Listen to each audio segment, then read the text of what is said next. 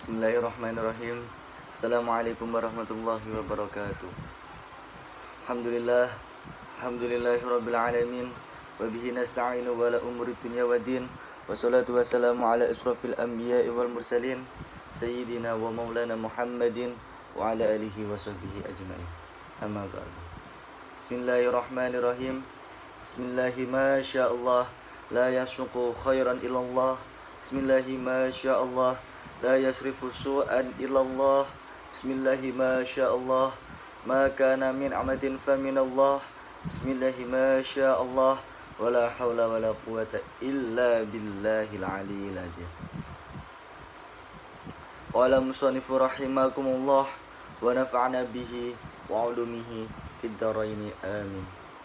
Alhamdulillah, puji syukur kepada Allah Subhanahu wa taala yang telah memberikan kesempatan nikmat sehingga saya bisa menjelaskan materi yang akan datang. Kita pada kesempatan kali ini kita akan membahas topik yang sangat menarik, yaitu ilmu hadis atau sebuah hadis. Mungkin teman-teman sudah tidak asing lagi apa itu hadis. Hadis menurut bahasa adalah al-jadid, yaitu sesuatu yang baru. Atau bisa dikatakan hadis adalah al-hadisu huwa ma udifa ila nabi sallallahu alaihi wasallam min qawlan aw fi'lan aw sifatin. Min qawlin aw fi'lin aw sifatin. Segala sesuatu yang disandarkan pada nabi, baik berupa ucapan, perbuatan, sifat maupun ketetapan. Secara terminologis, ahli hadis dan ahli usul fiqih berbeda pendapat dalam memberikan pandangan pengertian suatu hadis. Pengertian tentang hadis di kalangan ulama hadis mendefinisikan sebagai berikut. Al-hadisu huwa aqwalun nabiy sallallahu alaihi wasallam wa af'aluhu wa ahwaluhu. Hadis adalah segala perkataan Nabi Muhammad sallallahu alaihi wasallam, perbuatan dan hal ikhwalnya. Apa sih yang termasuk hal ikhwalnya itu? Dan apakah hal ikhwalnya itu? Hal ikhwal adalah segala pemberitaan tentang Nabi Muhammad sallallahu alaihi wasallam, seperti yang berkaitan tentang karismatik, himmah, sejarah kelahiran, dan lain sebagainya. Sementara itu, para ahli usul fiqih mengatakan hadis sebagai berikut. Al-hadisu huwa kullu ma sudira 'an nabi sallallahu alaihi wasallam ghairul Qur'anil Karim min qaulin aw fi'lin aw taqririn mimma yasluhu an yakuna dalilan li hukmi syar'i. Hadis adalah segala yang berasal dari Nabi Muhammad sallallahu alaihi wasallam selain Al-Qur'anul Karim, baik berupa perkataan, perbuatan maupun persetujuan yang pantas menjadi dalil hukum syara'. Nah, sudah tahu perbedaan, teman-teman sudah tahu perbedaan antara kedua tersebut menurut ahli hadis. Sebenarnya tujuannya sama-sama hadis. Min qaulin nabi sallallahu alaihi wasallam aw fi'lin aw taqririn. Nah, mengapa sih kita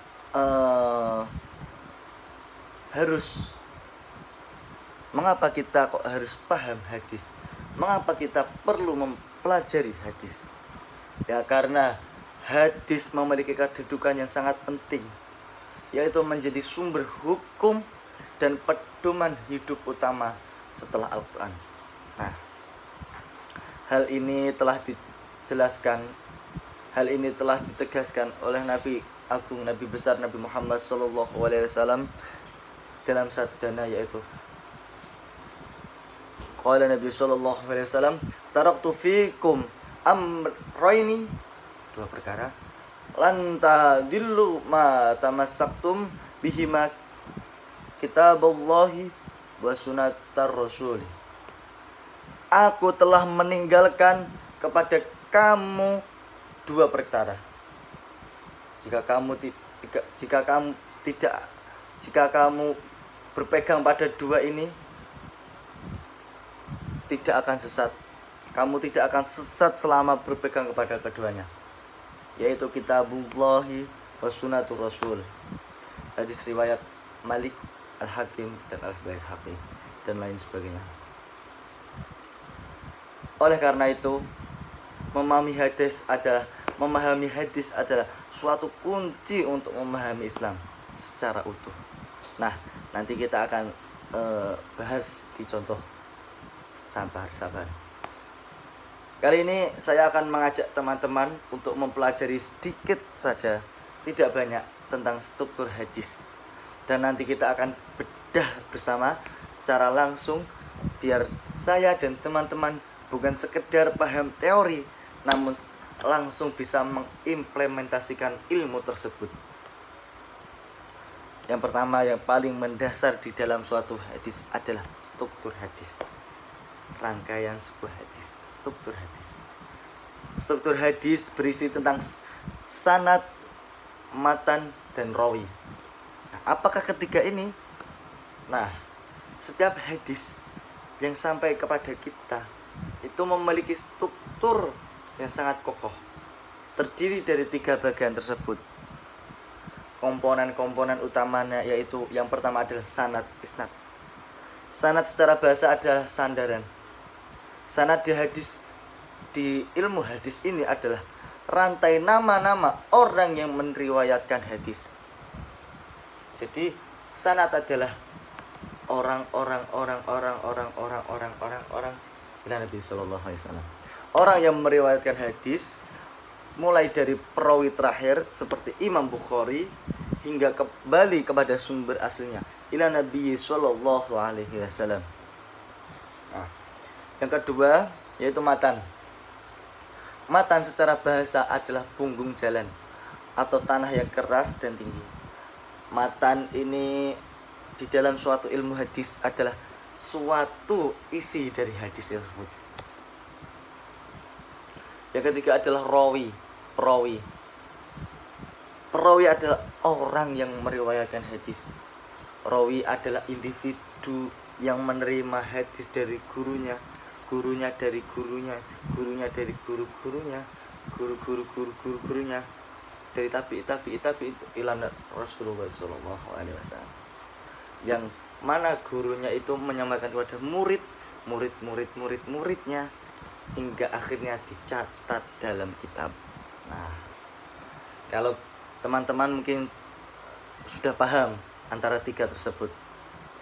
Nah, kalau kita sudah memahami ketiga tersebut, sanad, matan, rawi, selanjutnya langkah apa yang kita ambil?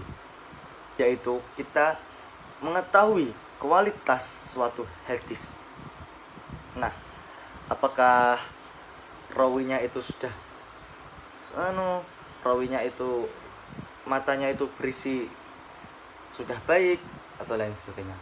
Yaitu yang pertama, kualitas suatu hadis. Yang pertama adalah sahih. Hadis sahih. Mungkin teman-teman sudah pernah dengar, hadis sahih adalah hadis yang kuat. Nah, hadis yang autentik, paling tinggi derajatnya, sanadnya bersambung, diriwayatkan oleh rawi yang adil, dan dobitnya, kesempurnaan hafalnya itu sudah tingkat atas, terjamin, serta matanya bebas dari syad, kejanggalan, dan ilat, cacatnya tersembunyi. Nah, jadi hadis hasan ini hadis yang hadis sahih ini hadis yang tinggi, urutan pertama. Dan yang kedua yaitu hadis hasan. Apa itu hadis hasan? Hadis hasan adalah hadis yang baik dan dapat diterima di bawah hadis sahih. Nah, hadis sahih di sini, hadis hasan di sini. Kenapa kok ada tingkatan seperti itu? Karena rawinya memiliki kedobitan, kekuatan hafalan yang kurang sempurna. Jadi diletakkan yang nomor 2 jika dibandingkan rawi hadis sahih yang pertama. Yang ketiga adalah hadis dhaif. Hadis dhaif adalah hadis yang lemah. Biasanya tidak dapat dijadikan hujjah. Apa itu hujjah? Landasan hukum. Karena kenapa kok tidak bisa dijadikan hujjah? Karena terdapat rawi yang majhul, tidak dikenali, atau lemah ingatannya, atau sanadnya terputus. Nah, teman-teman bisa sudah bisa membedakan antara sahih, hasan, dhaif. Nah, secara singkatnya gitu-gitu. Langsung saja kita akan mengambil contoh dari kitab kecil yang mungkin teman-teman sudah pernah mempelajari atau sudah pernah tahu, atau mungkin hafal dan pernah ikut lomba. Nah, yaitu kitab Arba'in Nawawi karangan Syekh Nawawi. Langsung saja kita ambil hadis yang ketiga yang berbunyi qala musannif rahimakumullah wa nafa'ana bihi wa ulumi fid dharain amin. Bismillahirrahmanirrahim. An Abi Abdurrahman Abdullah bin Umar bin Khattab radhiyallahu anna qala sami'tu Rasulullah sallallahu alaihi wasallam yaqul bunyal Islamu ala khamsin syahadati an la ilaha illallah wa anna Muhammadar Rasulullah wa iqamis sholati wa ita'iz zakati wa hajjil baiti wa shaumi Ramadan. Rawahu Bukhari wa Muslim. Dari Abdurrahman Abdullah bin Umar bin Khattab radhiyallahu ia berkata, sami'tu Rasulullah, saya mendengar dari Rasulullah bersabda, yaqul bunyal Islam dibangun ala khamsin, di atas 5 hal. Syahadat an la ilaha illallah wa anna Muhammadar Rasulullah, syahadat iqamis shalah, menegakkan shalah, ita'iz zakah, menunaikan zakah, wa hajjil baiti, dan haji ke Baitullah, wa shaumi Ramadan, dan puasa Ramadan. Hadis riwayat Bukhari dan Muslim. Nah, yang pertama kita akan analisis sanadnya terlebih dahulu. Apa itu sanad, teman-teman? Ya. Sandaran. Sanad yang pertama itu dari mukharisnya dulu, yaitu Imam Bukhari. Imam Bukhari ke atas kepada Abdullah bin Muhammad al-Musnadi, yaitu gurunya sendiri, guru Imam al-Bukhari. Yang ke atasnya lagi Abdurrah Hajjaj bin Muhammad. Yang ke atasnya lagi Syu'bah bin al-Hajjaj. Yang ke atasnya lagi Malik bin Anas, yang mungkin teman-teman sudah pada tahu. Yang ke atasnya lagi Nafi' Maula bin Umar, Ibnu Umar, guru utama Malik bin Anas tadi. Yang ketiga Abdullah bin Umar. Nah, ini yang merawikan tadi. Yang terakhir adalah Nabi Muhammad SAW, sumber matanya. Nah, hadis ini sudah dipastikan sahih. Hadis ini telah memenuhi syarat hadis sahih. Sanadnya senambung, riwayatnya diriwayatkan oleh perawi yang adil dan dhabit, matanya tidak janggal dan tidak berilat, cacat tersembunyi. Yang kedua kita akan membahas rawi. Apa itu rawi, teman-teman? Orang yang meriwayatkan. Abdullah bin Umar bin Khattab. Mungkin teman-teman ada yang asing, atau mungkin teman-teman sudah ada yang kenal. Yaitu ada Ibnu Khattab, Abdul bin Umar bin Khattab. Berarti anak dari Sayyidina Umar bin Khattab radhiyallahu anhu. Nah, kedudukannya yaitu putra dari khalifah kedua Umar bin Khattab radhiyallahu anhu. Beliau termasuk dalam al-abadilah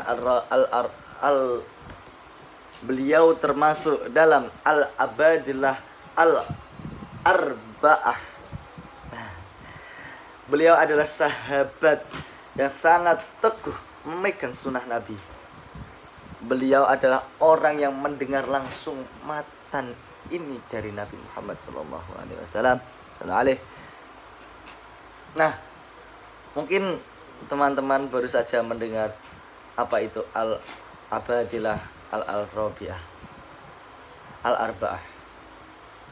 Nah, di sini sekalian saya akan menjelaskan apa itu al-abadilah al-arba'ah.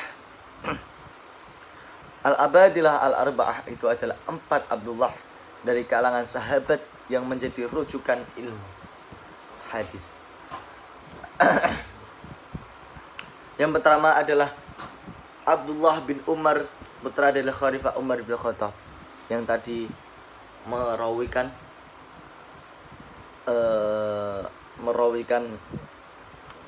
hadis. Yang kedua adalah Abdullah bin Abbas, sepupu Nabi Muhammad SAW, yang memiliki julukan Turjumal Al-Quran, penterjemah Al-Quran, karena pemahamannya yang mendalam terhadap tafsir dan fikih. Dan yang ketiga adalah Abdullah bin Amr bin Ash, salah satu sahabat yang paling banyak menulis dan diutus langsung oleh Nabi Muhammad SAW untuk menulis hadis-hadis beliau.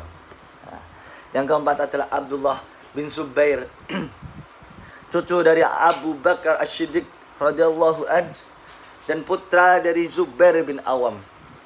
Beliau adalah tokoh penting dalam sejarah Islam awal yang pernah menjadi khalifah di negeri Hijaz sana. Selanjutnya kita akan bahas matan dari isu tersebut. Matan dari hadis tersebut. Apa sih matan itu? Isi dari sebuah hadis. Apa isi hadis tersebut, teman-teman? Isi hadis tersebut adalah pondasi agama Islam, pondasi agama kita. Rasulullah SAW bersabda, Islam didirikan di atas 5 perkara, yaitu syahadat alla ilaha illallah wa anna Muhammadar Rasulullah, wa iqamis shalah, wa ita'iz zakah, wa hajjal baiti, wa shaumi Ramadan. Nah, syahadat, menunaikan sholat, mendirikan sholat, menunaikan zakat, haji ke Baitullah, dan puasa Ramadan. Hadis ini menggunakan perumpamaan yang sangat luar biasa. Islam adalah sebuah bangunan, dan bangunan tersebut pasti memiliki tiang. Nah, tiang-tiang pokok itu yang biasa kita sebut sebagai rukun Islam. Jikalau tiang ini roboh, maka seluruh bangunan Islam seseorang akan terancam. Jika salah satu bangunan tersebut ada yang roboh, maka akan goyah sebuah bangunan tersebut. Tiang yang pertama yaitu syahadat. Syahadat adalah kunci masuk yang membedakan antara seorang muslim dan non-muslim. Syahadat bukan hanya ucapan, tapi keyakinan di dalam hati bahwa Allah lah yang disembah, la haula wala quwata illa billahil aliyil azim, dan Nabi Muhammad adalah utusan Allah Subhanahu wa taala. Tiang yang kedua adalah salat. Hablum minallah. Salat adalah hablum minallah. Salat adalah tiang agama. As-salatu imaduddin. Salat adalah tiang agama. Salat adalah ibadah badaniyah yang merupakan suatu bentuk sujud kita terhadap al-haq, terhadap Allah Subhanahu wa taala, terhadap muhalik yang menciptakan kita. Kita rasa menyembah pada Allah Subhanahu wa taala. Yang ketiga adalah zakat.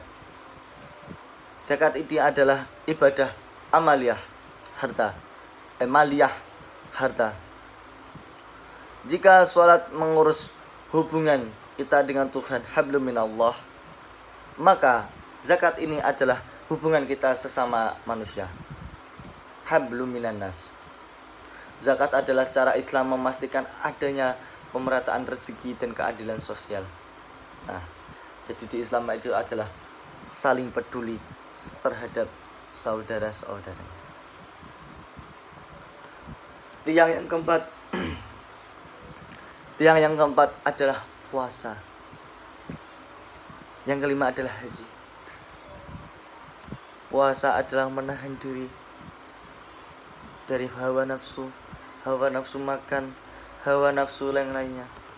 Sementara haji adalah puncak pengorbanan yang menyatukan umat Islam dari seluruh penjuru dunia berkumpul di satu titik untuk menyembah kepada Allah Subhanahu wa taala. Nah, sudah paham teman-teman semua apa matan hadis tersebut? Apa rawi hadis tersebut? Apa saja siapa saja sanad-sanad yang ada di hadis tersebut?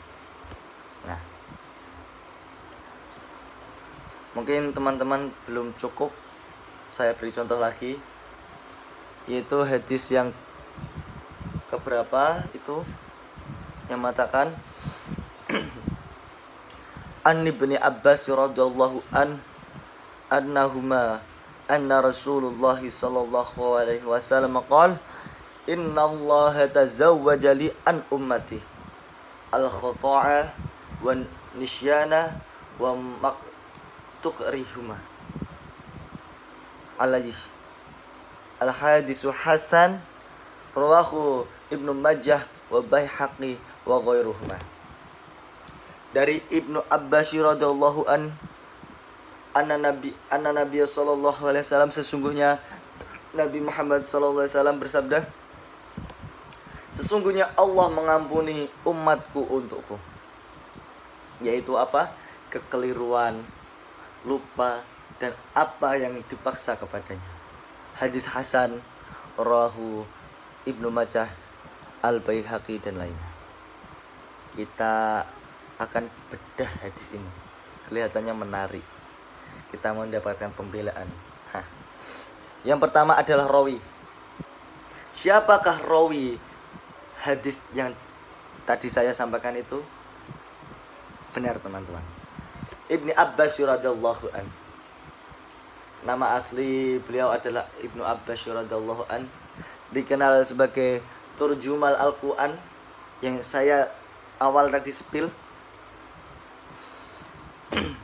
pentafsir Al-Quran, dan hibrul ummah, tintanya umat.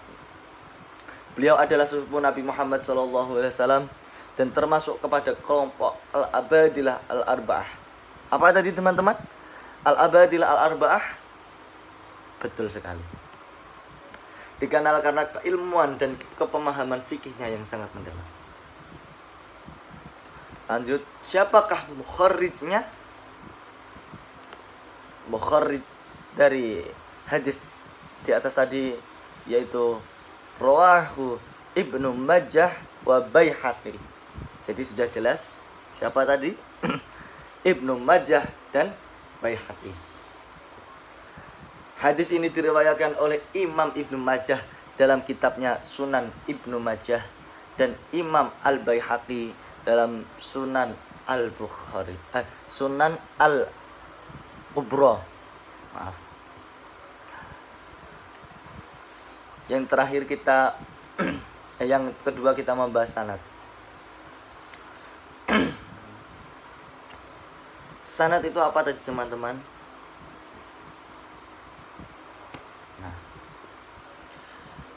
sanad dari hadis ini tergolong hadis yang hasan. Apa tadi hadis hasan teman-teman yang sudah kita pelajari dari awal? Ya. Hadis hasan adalah hadis yang dapat diterima dan dapat dijadikan hujjah, landasan hukum, tetapi derajatnya sedikit di bawahnya hadis sahih. Perbedaannya apa tadi teman-teman? Rawi. Rawi di dalam hadis hasan memiliki sifat hafalannya yang kurang dibanding hadis sahih.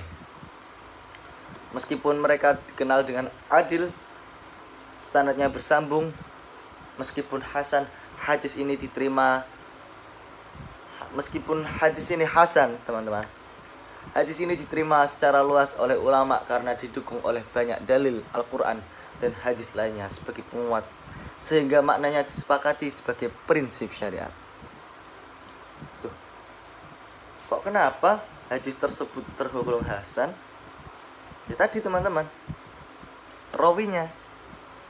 Karena di dalam beberapa jalur sanad hadis ini ditemukan rawi, siapa itu, yang hafalannya kurang, seperti contoh Ali bin Ishaq Asy-Sya'adi, mungkin itu.